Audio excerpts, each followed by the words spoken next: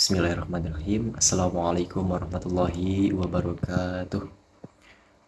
Baik, perkenalkan nama saya Rifa Anggresetiawan. Saya di sini akan memaparkan materi atau contoh lah sedikit. Saya sebagai guru, saya di sini akan mempresentasikan tentang media pembelajaran daring, yaitu mata pelajaran Kurdis. Nah, untuk materinya saya mengambil materi tentang tubuh sehat dengan makanan bergizi sesuai ajaran Islam. Oke. Nah, untuk pembahasannya yang pertama itu untuk pembahasannya ini ada 5 pembahasan. Yang pertama itu dari kriteria, yang kedua itu ketersediaan dan kualitas teknis, yang ketiga itu kegiatan pembelajarannya bagaimana. Terus yang keempat itu pembahasan dari materinya. Nah, dan yang kelima itu medianya. Tujuan pembelajarannya itu siswa dapat memahami tentang prinsip-prinsip diet sehat dalam Islam, seperti menjaga keseimbangan makanan, menghindari makanan yang diharamkan, dan pentingnya mengkonsumsi makanan yang bermanfaat bagi tubuh serta pencegahan pemborosan makanan. Nah, untuk media atau aplikasinya itu menggunakan media PowerPoint Text atau PPT dan website Quizzes untuk evaluasinya. Terus yang kedua, penyampaian materi menggunakan PPT itu supaya praktis, jadi sehingga memudahkan siswa untuk menghafal pelajaran. Itu kalau menurut saya. Nah, untuk kelebihannya, mudah dibawa kemana-mana sehingga mudah untuk dipelajari kembali oleh siswa. Nah, untuk keefektifan, insya Allah efektif karena media pembelajarannya itu sudah terstruktur. Nah, untuk peserta didiknya itu saya mengambil jenjang MTS atau SMP kelas 7. Nah, untuk biayanya itu murah karena bermodalkan kuota saja dan memakai aplikasi yang tidak berbayar. Nah, untuk fleksibilitas itu mudah digunakan di mana saja selagi koneksi internetnya itu bagus. Nah, untuk kemampuan orang yang menggunakannya, guru ataupun siswa dapat menggunakannya karena mudah untuk diaplikasikan. Nah, untuk aspeknya itu aspek dari penilaian yaitu kognitif. Jadi guru itu menjelaskan materi tentang atau untuk materi tentang mendapatkan tubuh yang sehat dan ideal. Itu perlu asupan makanan yang bergizi sesuai ajaran Islam. Dan untuk metodenya itu ceramah ya. Sumber belajarnya itu dari Al-Quran dan hadis. Nah, sekarang lanjut kepada ketersediaan dan kualitas teknisnya. Nah, untuk ketersediaannya itu selalu tersedia dan mudah didapatkan karena membuat pendidik itu lebih kreatif dan inovatif seiring perkembangan era digital. Nah, untuk kualitas teknisnya, insya Allah bagus karena di dalamnya itu terdapat visual dan audio visual dan mudah digunakan pendidik maupun peserta didik. Lanjut sekarang kepada kegiatan pembelajarannya ini ada 3 kegiatan pembelajaran. Yang pertama itu awal, yang kedua inti, dan yang ketiga itu penutup. Untuk awalnya itu guru membuka pelajaran dengan membaca doa bersama dan stimulusnya itu dengan bertanya kepada beberapa peserta didik mengenai pola makanan yang bergizi, dan sebelum ke inti pembelajaran, guru memulai ice breaking dulu kepada peserta didik.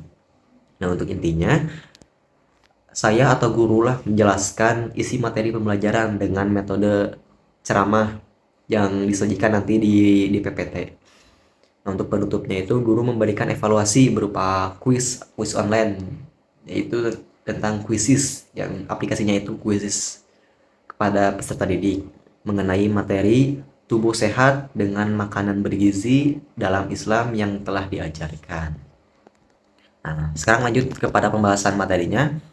Di sini ada 4 materi. Yang pertama itu pengaruh makanan terhadap kesehatan tubuh.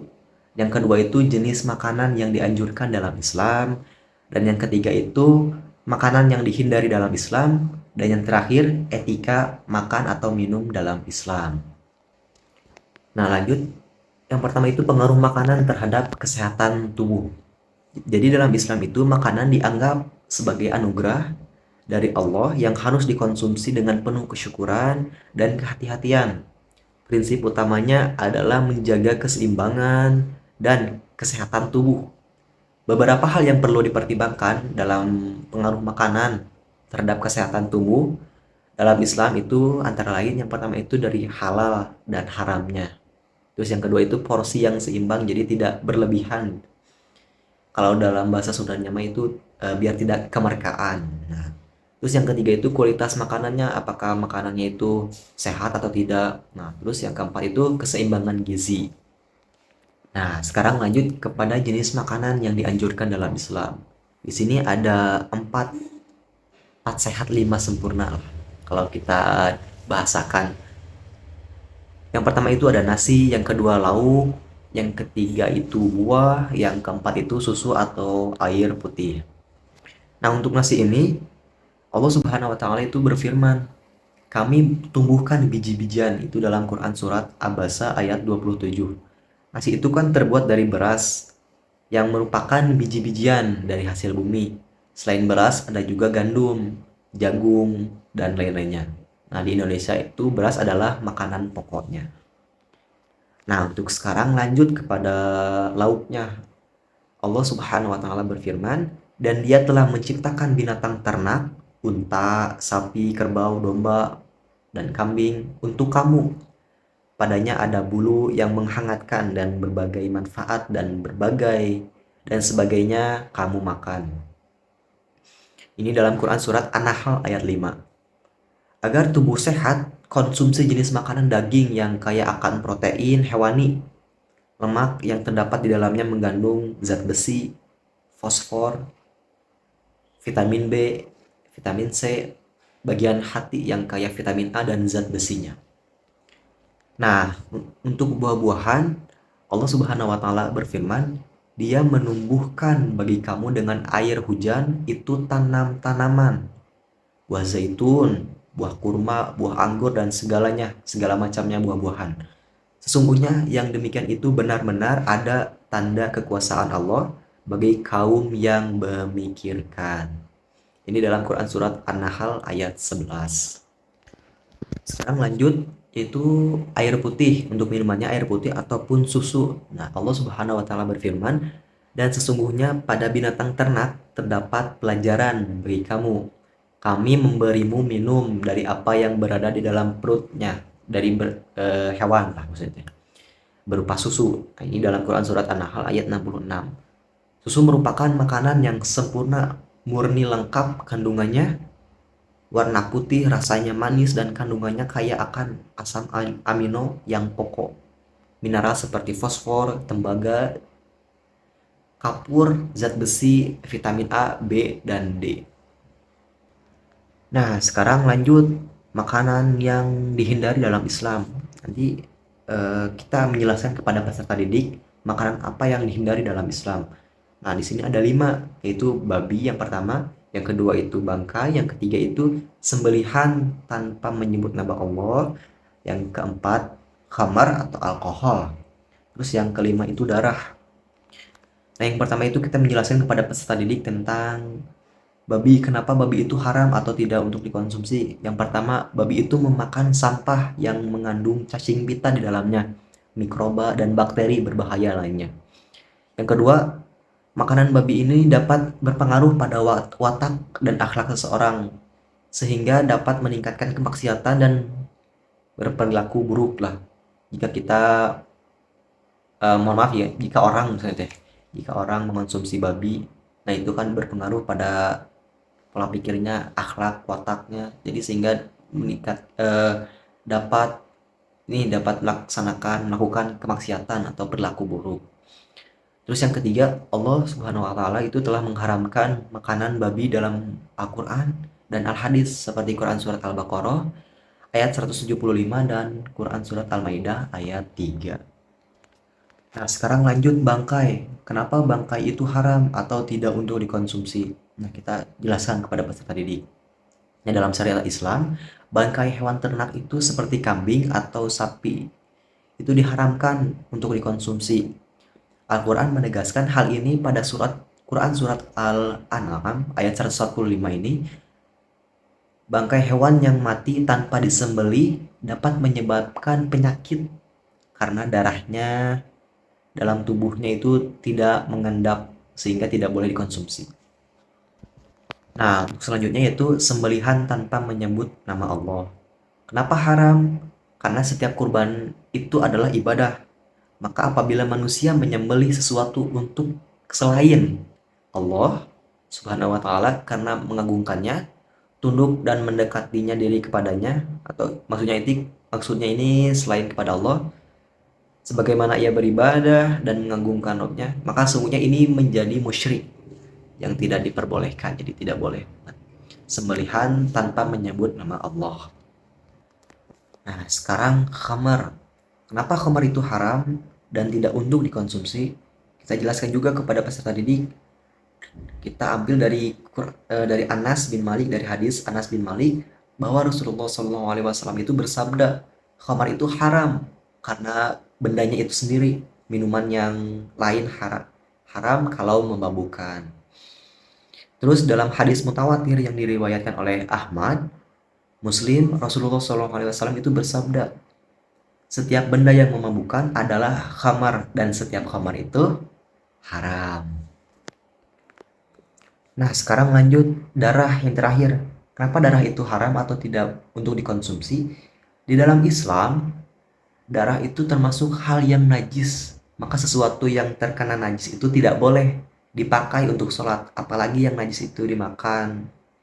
Najis aja, uh, sesuatu yang terkena najis aja itu tidak boleh, apalagi ini dimakannya gitu. Maka semakin dilarang dan diharamkan.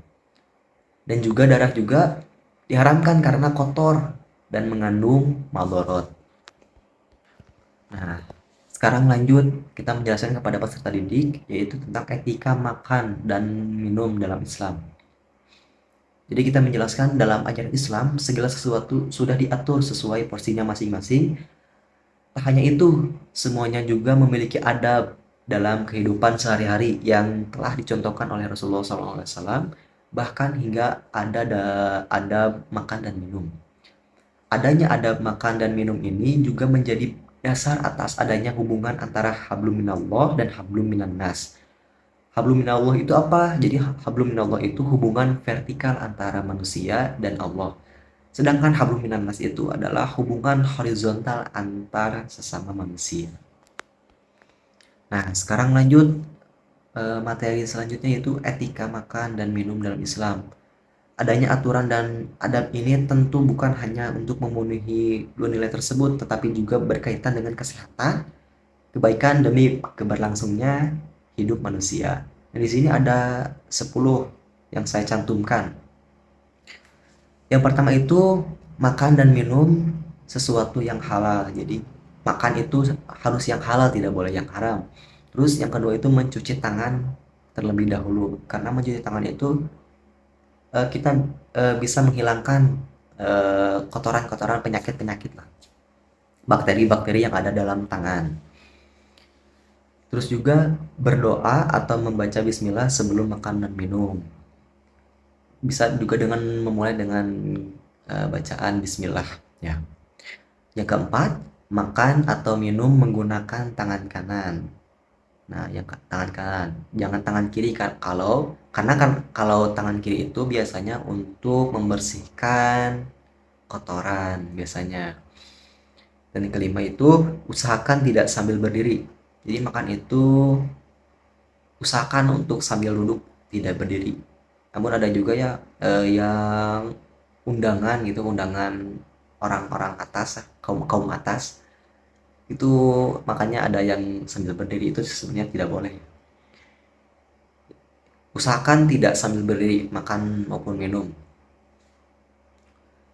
Terus yang keenam, tidak meniup minuman atau makanan yang panas.